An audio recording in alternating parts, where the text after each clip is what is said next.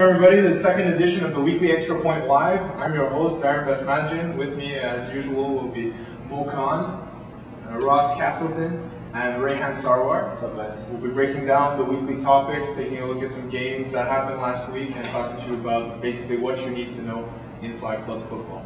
So we're going to be starting off with a look in Division 1. One big topic of conversation for us last week was, before we get to Mo's Montreal's finals, we're going to discuss the Hurricanes Notre Dame game. Now, if you'll recall, last week everyone picked against Notre Dame. I didn't pick, but anyways, those three guys picked against Notre Dame, and they picked the Hurricanes to win. And well, the result was pretty different. Notre Dame won 43-14. So we're going to have two reports on that. First, we're going to have Ross breaking down the game from the Notre Dame side. Well, I had the pleasure of watching the Notre Dame Hurricane game, and unfortunately I picked the Hurricanes to win by 14.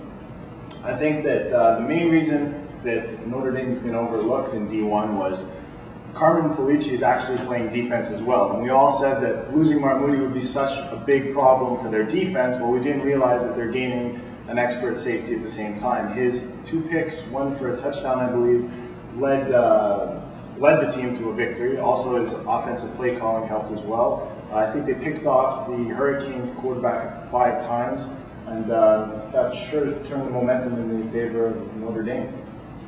For sure. I mean, that was a big surprise to a lot of people. Not so much how Notre Dame played, because people thought they'd be a decent team. They maybe didn't expect them to be that good. But the surprise really was how the Hurricanes played. So Mo's going to let us in on that. Well, the bottom line is with the Hurricanes is that they were missing some guys in defense to the reason why they didn't do so well. They were missing Asif Chaudhry, their third receiver. He wasn't hurt, he had a knee injury. There was the Spider Smith who came in late in the second half. These two guys were critical to their offensive defense. Rick, he had an up and down game. As Ross mentioned, he had 5 INTs, which caused to a lot of turnovers and points for the Notre Dame. And eventually, what it came down to was the fact that, listen, Notre Dame made more plays than the Hurricanes. I think week 2 we'll see a new Hurricane team. I think they'll be more focused. I think they'll have a better game plan, and it won't take anyone lightly from here on in. D1, it's like SEC football. You won't go undefeated, any season, whether it's this season or spring. So we're going to see teams that might have 2, even 3 losses that might play the finals this year. Definitely, it's going to be, but of course everybody wants to prove that they can do that and stand up to the Young Guns dynasty of yesteryear. So now we're going to look at a game that's very close to Mo's heart. It's the Montreal's Finest versus the Engineers. Montreal's Finest had a lot of hype last week. Everyone thought that they would be the team to get it done. They were the preseason favorites, in fact. And let's just put it this way, they didn't. They lost 30-20. On the strength of a first half score, Engineers leading 18-7. After that, it was close, but not enough for the Montreal's Finest. So Ross is going to let us in on that game. Well, I don't know personally if it was a championship jinx that both the Hurricanes and Montreal Finest lost this week, but I know that the Engineers came out firing. They were excited. Montreal's Finest seemed a little cocky at times, maybe not as hyped up to win the game, but the Engineers came out to a quick 18-12 start. Their quarterback was very shifty. That's right. The defense of the Montreal's Finest is very good, but on offense I didn't find them firing enough. The second half was different though. They had a sense of urgency. They came back to win the second half 13-12, but it wasn't enough to catch the original up score of 6 more in the first half. So I think the Engineers are a good team. I don't think per se that they're going to finish any higher than Montreal's Finest, but I think Montreal's Finest are a good group of people, and they need to get more fired up for their games and not rely so much on their raw power. Well, I have to agree with you, Ross. I mean, we didn't come out with the enthusiasm that we always do, years past. And the bottom line was the Engineers made more plays. Credit to those guys; they made the plays. Corey Watson was hurt, and still got production from Dave Mahoney, Petro, and a few other guys, Miles Gibbons as well. The thing is, though, for us, for next week, we got to refocus, look at the adjustments that we have to make for next week against the Yellow Jackets, and I think we'll be more ready for our week 2 matchup next Sunday. Well, definitely you better be. In a very competitive D1, starting off 0-2 cannot be a good sign. Moving on into Division 2 action, we're going to take a look at 2 of the games we thought were the more exciting games of last weekend. So the first game we're going to discuss is the Red Army, who defeated the Water Buffaloes by a score of 34-33.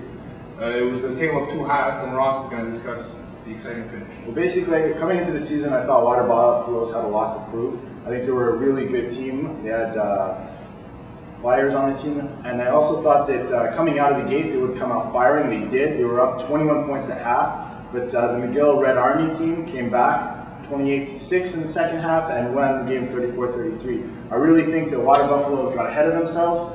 I think they thought that they had this game in hand, and they didn't expect what Matt Connell's team could muster up. I think that Red Army are going to be a hot team this year, and one we'll be talking about many times during the season. Was that Matt Collins' first one this year for McGill and Red Army? Or what? Ouch. Wow. Just an observation. The second game we're going to discuss is the Wolfpack beating the Shockers. This one is exciting, but for very different reasons. Rayhan's going to get into that one first. You know, Darren, this game had everything. Missed touchdowns, safety, and even some sort of a kicking incident. But we'll get into that at the end of my analysis. The first thing I want to talk about in this game was the Wolfpack actually made a jump from D3 to D2 after losing the finals last year to the Strangers. And I think that the Wolfpack really thought that, you know, they could come out and make a statement, and I think that's what they've done after week one. They're 1-0 and Shockers are 0-1, and that's quite a shocker indeed.